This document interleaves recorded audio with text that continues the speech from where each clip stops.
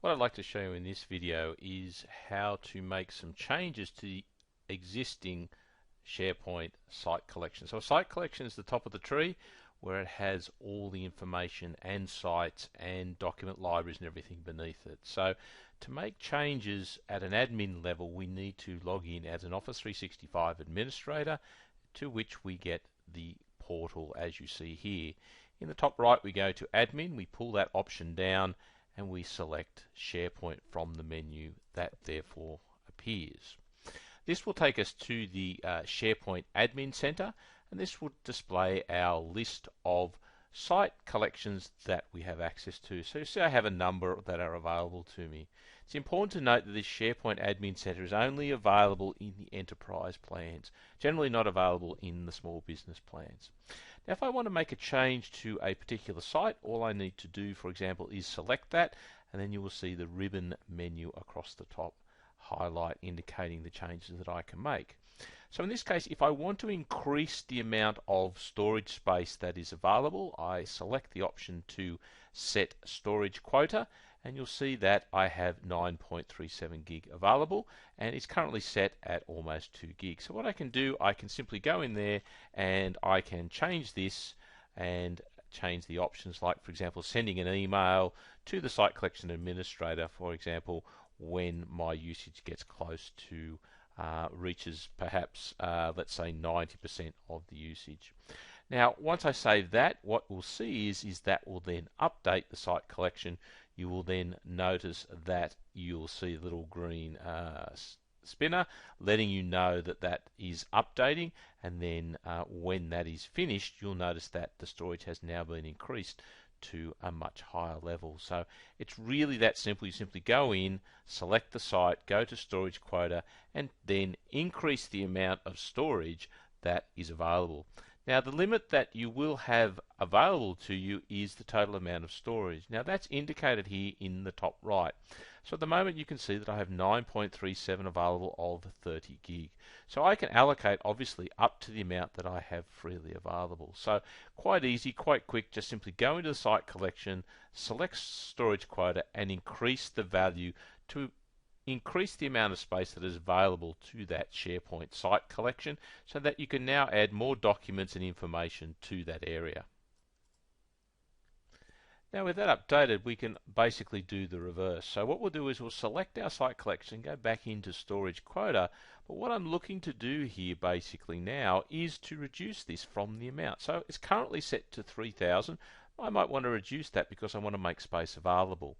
Now before I do that, I can reduce the space provided that space is not in use. So what we do is we go in and select the site collection to look at its properties. So now when we look at our properties, you'll see that the storage usage is actually only 0.1 gigabytes, and we've allocated a total of 2.93. So we're able to recover potentially 2.92 gigabytes of space.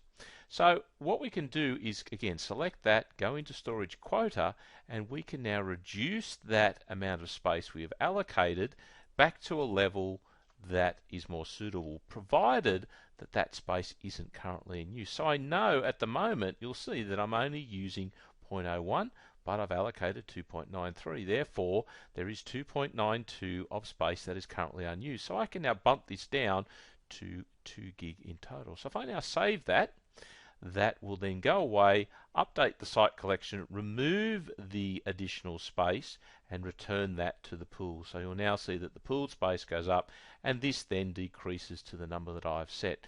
You'll notice that the spinner continues for a few minutes while that site information is being updated. So you can increase and you can decrease the amount of space allocated to a SharePoint site collection.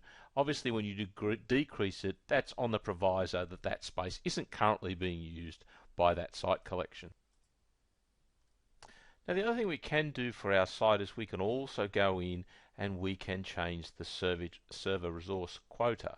So for example, if I pick a site here, I can go into the server resource quota and I can adjust that if required. So by default you get put in 300, but maybe you want more, maybe you want less. So typically server resources are resources other than disk space, things like memory utilization, processor speed, those sort of things. So if you're using a site with lots of third-party tools or lots of web apps, then you may need to increase that server quota. So simply again select that, go to the option on the ribbon menu, and then make the adjustments as required. Now the other thing that we can do is that we can adjust the people that are what's called the site collection owners. So if we go in, select the site collection, we then go up to the owners button, and you'll see that I have the button option here to manage administrators. If I go in there, I have the option to set a primary site collection administrator. There can only be one of those, but I can set multiple secondary site collection administrators. So really it's as simple as, again, just typing in their name, or I can go through a list of users here that are Office 365 users, and I can, for example, allocate them to be a site collection administrator. Now remember that a site collection administrator is someone who has full rights throughout the site without that being made obvious within the site. So a site collection administrator can always make changes. Now the reason you may want to allocate or change a site collection administrator is if you need access to that site collection administrator and you haven't been given specific access to that site already. So going in here, selecting the tenant, and then going to owners allows you to go in and basically set a global administrator for that site collection, so you can then log in and make any changes that you want.